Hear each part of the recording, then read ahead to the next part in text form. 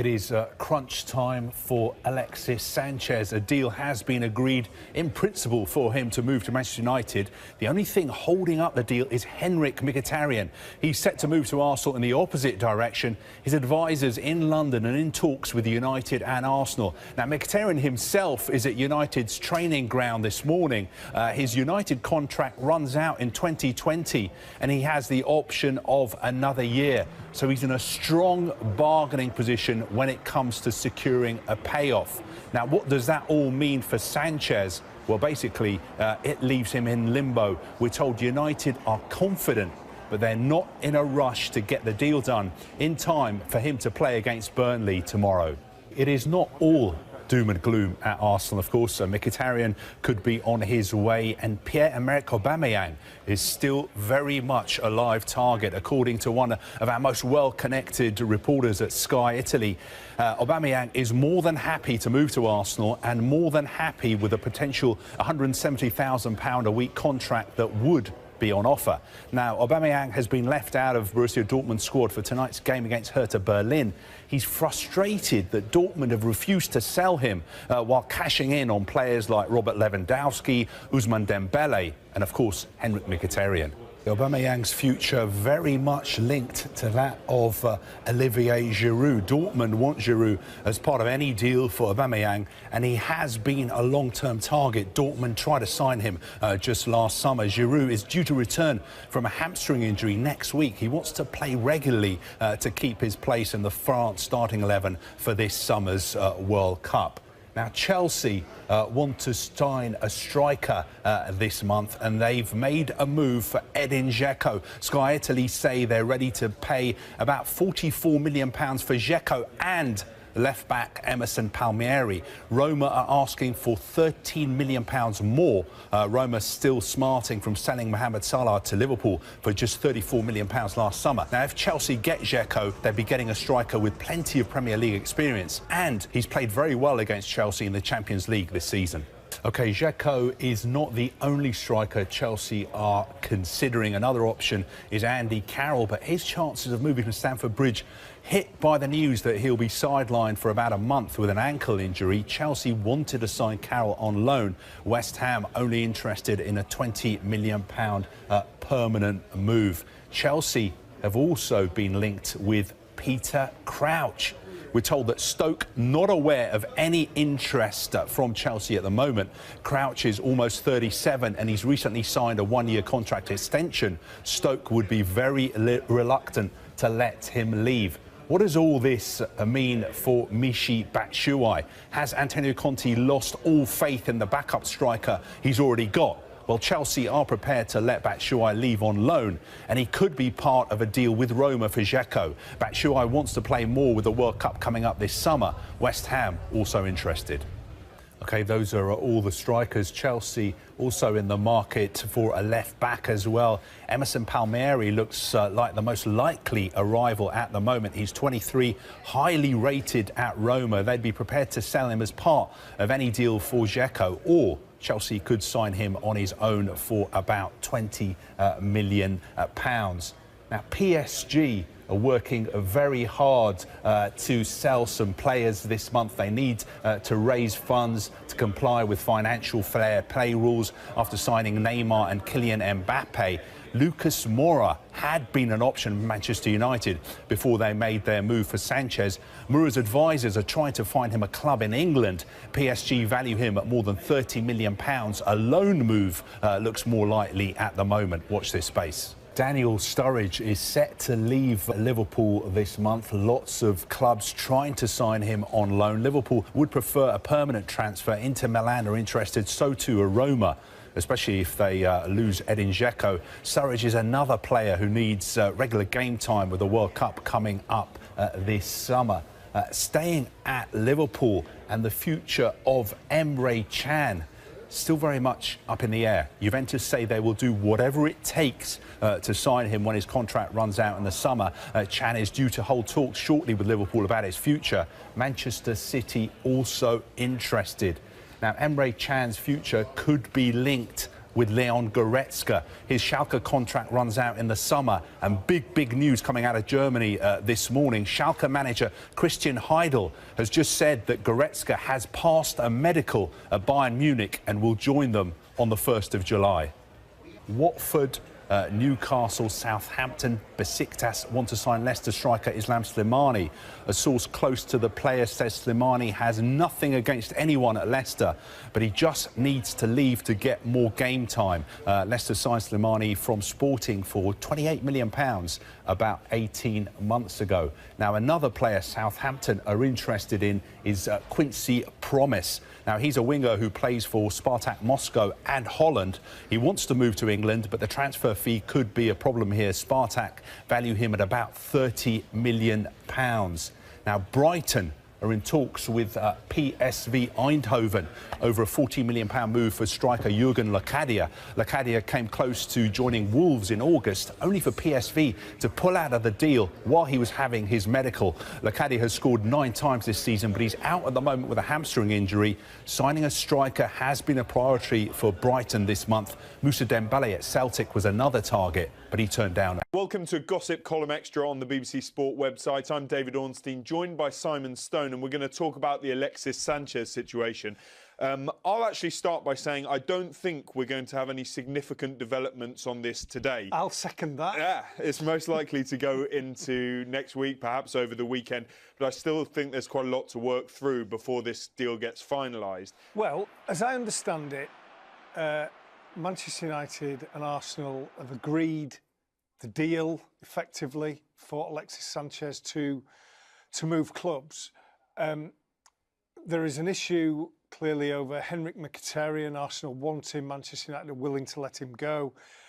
Mino Raiola, Mkhitaryan's agent, has been vociferous, I think, in the media in kind of trying to emphasise that Mkhitaryan is not a make-weight in a deal that essentially is Sanchez going from Arsenal to United, that he's his own man, that he'll decide if he wants to go and, more importantly, when he wants to go and for the right money and the right structured deal. I think it's fairly obvious for all the public pronouncements that Mkhitaryan has no future at Manchester United.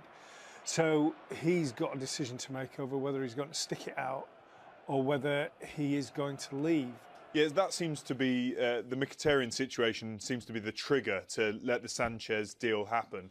And from what I've established from speaking to people at Arsenal, they seem very confident that Mkhitaryan wants to join them. There are even some reports that Mkhitaryan has agreed, and it's now just up to Mino Raiola to agree. I don't know if it's Mkhitaryan's final salary or, in fact, his own agent's fee. From Arsenal's perspective, they're confident of closing this deal out and also signing Pierre-Emerick Aubameyang. But if we just stick to Sanchez at the moment, we've seen lots of reports around a package over a 4.5-year contract worth £180 million. What's your take on the figures? Well, £30 million transfer fee, the wages. So if we say the reported figure, 14 million after tax, another 13 million in tax, so that's 27 million pounds. Then you have an agent's fee, that's another £10 million. There's another signing on fee. But all these add-ons, they'd be payable anyway. Yeah. So you're talking about Mkhitaryan. Well, you're not telling me there's not a signing on fee for Mkhitaryan that nobody knows about in terms of the deal. You're not telling me that that Mino Raiola is not going to get a cut. Bearing in mind, Raiola got, you know, how much money out of the Pogba deal 2 years ago. You know, it's an enormous amount, or last year, an enormous amount of money. So, you know, these numbers, they may be high, but you're talking about two of the biggest clubs in Europe, two of the biggest clubs in the world, and in Manchester United's case, the club who make more money than any other club. But these deals are structured in roughly the same way, and these add-ons are added on to every contract. A little bit of insight from Arsenal's perspective on this deal that may be holding it up somewhat. Firstly, they tend to pay agents 7%, and clearly, judging by the Pogba deal, Raiola is the type of agent who may ask for quite a lot more than that, so that could be an issue. Also, the suggestions that he wants Henrikh Mkhitaryan to become Arsenal's highest paid player, which comes at a particularly sensitive time because they're trying to negotiate a new contract for Mesut Ozil, who quite justifiably might want to wait and see what happens with Mkhitaryan's salary before committing himself. Maybe we'll finish with our thoughts on whether this is a good deal or not. And my view was that, OK, Arsenal got themselves into a complete mess, but in the circumstances with the player that doesn't want to be there, who they would lose for free in the summer if they didn't do a deal now, and who has never been one of the most popular members of the dressing room and among staff, despite his undoubted quality as a player, to be losing him and gaining a player of Mkhitaryan's quality, who seems to suit their style of football, who they've admired and almost got before Man United signed him in 2016. I think it works out as a decent deal for all parties. What about you? I think, yes, it works for Manchester United because they've got a fantastic player and they don't have enough fantastic players, and that has been proven by the league table this year. A couple of weeks ago, Jose Mourinho's press conference, he made a very, very cute point about Liverpool signing of Virgil van Dijk and how that £75 million, Jurgen Klopp said he'd never go down that route. And Mourinho said, if you want the player, you have to pay. Yeah. If you don't pay, you... Crystal Palace taking only 41 points out of a possible 60. Let's see what Danny's got to say about that. Danny, do you think that the reason they've struggled is no one's ever complacent? We know that every manager says we're never complacent, but mentally you're not quite up for it in the same way. No, I would probably say that it's more to do with, you know, if you look at Liverpool last season, you know, a lot of the times they were done on the counter-attack by the lesser teams. You know, the bigger the team you are, the more possession you have, the more open you're going to be to counter-attacks. So that was, I think, was the biggest problem. Whereas when they played against the bigger teams last season, they were happy at times to sit back and actually play on the counter-attack themselves. So the lesser teams were doing to Liverpool what Liverpool were doing to the bigger teams, but they have changed things this season now. You know, they're still playing a 4-3-3, but they're playing with two sitters. So that means the two full-backs can go. One of the midfielders now has the opportunity to go box-to-box, and they're looking a lot more solid defensively.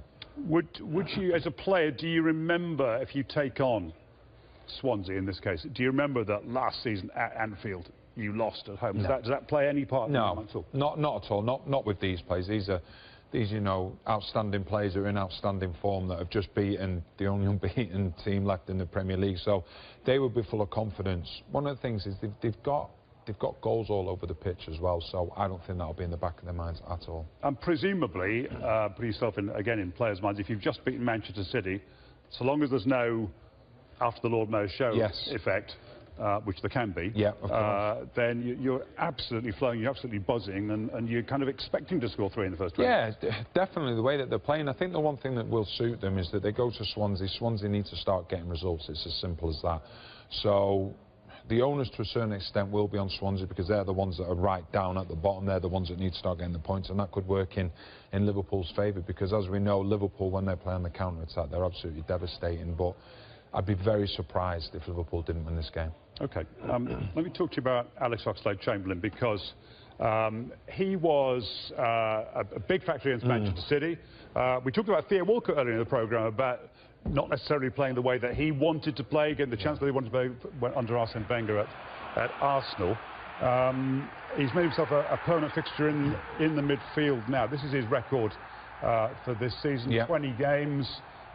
3 goals, 3 assists, and he's only really now getting to be a real fixture, giving himself a chance to do that. Created 20 chances, dribble success 55%. What do you think? I think he's found the perfect position at Liverpool. I think that, you know, the Manchester City goal, the goal that he scored against Manchester City last week was a prime example. The way that he was going about it, the way that he would drive from midfield. He's got that free role. We're seeing, you know, some of the goals that he has scored. He really has done well. He's settled in well, and because you've got the likes of Wijnaldum, just seen the Manchester City goal, because you've got the likes of Wijnaldum and Chan who will sit, he's got the licence to go forward, box to box, go and express themselves, go and join in with that front three, and he's taking full advantage of it. He's got the pace, he's got the strength. So what he does, he gets beyond the opposition midfield, and all of a sudden, the opposition back four, they're taken up by the front three of Liverpool. So therefore, he's able to run into that space into his own, and he's making that position his own at the moment. And it's a confidence thing as well, isn't it? If you feel that your manager believes in you, then, I mean, we've just seen that Manchester City goal 9 minutes in. You've got the confidence to try something. Might have gone horribly wrong. Yeah. I think we've got to look at as well at Arsenal to a certain extent. On numerous occasions, he was playing in positions that probably didn't suit him, or positions that he didn't want to play in. You know, people talk about that's one of the reasons that he didn't go to Chelsea. At Liverpool, he's been able now to play in a position which he believes suits him. He's getting the best out of himself, and the manager believes in him that much that he's playing in the position that suits him, and he's getting the best out of him. And you've got to say, at the moment, he's been a fantastic signing in the summer, and he just seems to be getting better and better. Quick one. I don't want to criticise Arsene Wenger. We've done it with Volker a bit, but did Wenger get it wrong a bit? Did he miss a chance with Oxlade-Chamberlain, or did he just have better players in? No, I just think that the one thing I'd say about Arsenal, when you look at that squad, it's a fantastic squad, the squad that Arsenal have got, but they've got a lot of players that are very similar. Everyone's talking about Mkhitaryan going to Arsenal. Yeah, it'd be a great signing for Arsenal, but it's not necessarily what they want. So when you've got that many group of players that are very similar, if you haven't got the other types of players, then sometimes them flair players can't stand out, because the simple fact there's not players doing the dirty work behind them. So I think at Liverpool he's got the best of both worlds. I think he's got two players that will sit, he's got three players in front of him that will go and create the space for him, and like you say, he's really starting to flourish. Okay. Do you like your cricket, Danny? No. Not to say I'm not a cricket. No, we like honesty. We like honesty. I know a lot of you out there are big cricket fans, and I just want to bring you the line that we've got in from Brisbane in the last couple of minutes. England beating Australia by 4 wickets in the second one-day international to go 2-0 up in that 5-match series. Some comeback from the Ashes whitewash defeat. Joe Root finished on 46 not out. Chris Woakes 39 not out.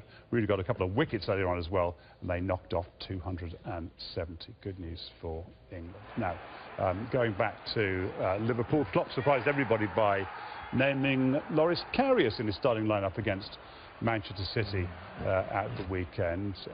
Still questions then about who should be Liverpool's #1, especially after the keeper let in 3 goals from 4 shots on target. Neither of them have really convinced. No. Well, so it seems to be that that Karius is the one holding the shirt at the moment. The one thing I would say from a defender's point of view, you want continuity. You want continuity. We see front 3, we see number 10s, we see all them type of players change, which is fine. But you need continuity within a back 3 and a back 4, and that includes the goalkeeper as well, because you get understanding, you get partnerships, you know the strengths and weaknesses, and I'm sure that Jurgen Klopp, that's what eventually we want to get, an out-and-out #1.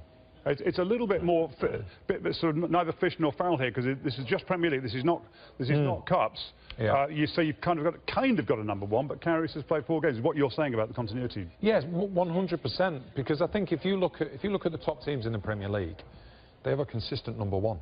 You know, look at Manchester United. They have the Gea, Ederson, Manchester City, Cech at Arsenal, Lloris at Tottenham.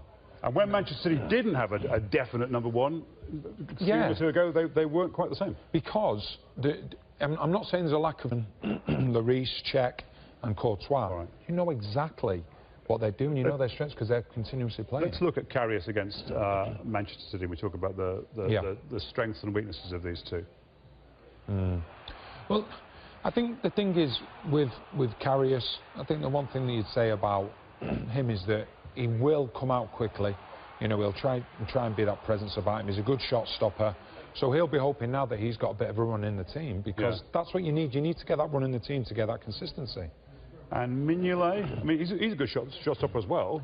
He is, but there must be a frustration from him because he's been in and out of the team. He's first choice, then he comes out, and then there's someone else that comes in. But I think the one thing that's always associated with Liverpool goalkeepers in recent times is that no matter how well a team is playing, a goalkeeper can make a mistake, inevitably will make a mistake during the game. So I think they're both good goalkeepers, but at some point either Jurgen Klopp is obviously going to have to go and sign a goalkeeper or decide which one of these two is going to be his long-term #1.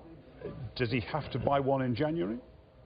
No, I don't think he needs to buy one in January. I think there's probably other areas that he may want to bring in, but I would imagine if he doesn't, then I won't be surprised to see if goalkeeper was a #1 target in the summer.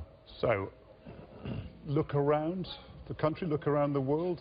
Who realistically might he look at? There is, obviously, there's a number of goalkeepers. There is goalkeepers in the Premier League where you think, you know what, they could be a perfect fit. Jack Butland?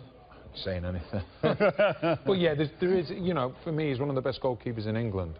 You know, I would love for him to stay at Stoke City. You don't know what's going to happen, but yeah, he's a goalkeeper that's, you know, got outstanding ability. But there will be a number of goalkeepers, and the thing is, with the way that Liverpool play, you need a goalkeeper that's going to be good with his feet as well, because they want to turn defence into attack very quickly, the pace that they've got going forward. So it'd be interesting to see. I'd be very surprised if a goalkeeper coming in January, but I wouldn't be surprised at all if one coming in the summer.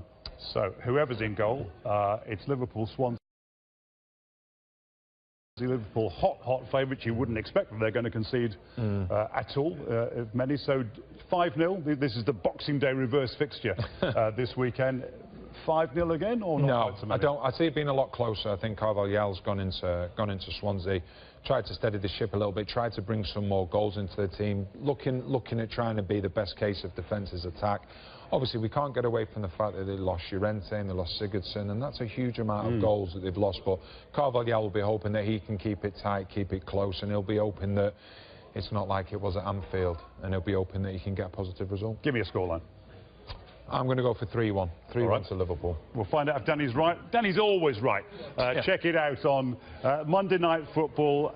Liverpool at Swansea. Our live coverage is from... Yeah, well, defensively, no, he's not been a huge loss for them defensively, because they've conceded 16 goals this time last season, the same as now. It's not, it's on the front foot, because they could commit more men forward when Matic was in the team. Yeah. So if we fast forward now to this season, they've changed the system. They now play a 3-5-1-1.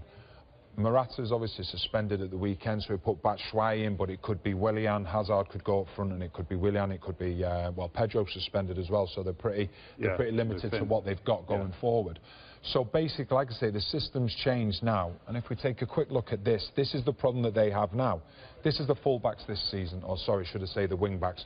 When they're looking to go forward, there's not much space. There's only one man through the middle there, directly through the middle, against 4. So you've got Morata, you see the full-back in this situation. He's able to get out to the wing-back. Moses, yes, he does eventually get the cross in, but, you know, he's quite easily cleared. This one again, same situation. Moses finds himself out there. He's not got that space to run into. Yeah. Once again, there's only one player in the box. There's only Morata in the box. And he's got 2v1 against him. And this is because now, what Chelsea are having to do, they're looking more like they're actually having to play with 3 central midfielders. So that means they're sacrificing someone else higher up the pitch. So I think if we now look at, we compared the shape last season, it was defending with a 5 and attacking with a 5. Just look at the shape now in this situation. This is where you're losing a man.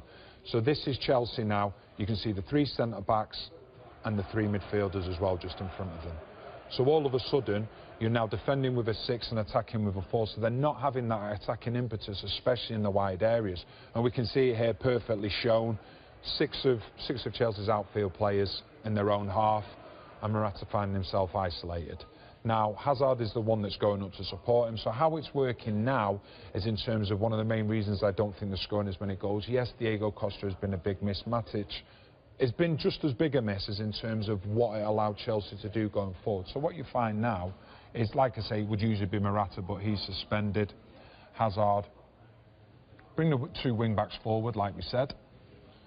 Alonso. But the difference is here now is that these 3 central midfielders, because it's not Kante and Matic, you've got 3 players doing 2 players' jobs. Yeah. Which effectively, to be honest with you, last season, Kante and Matic, they actually did 3 players' jobs because they're so good at the defensive side of things, so the other players could go and express themselves.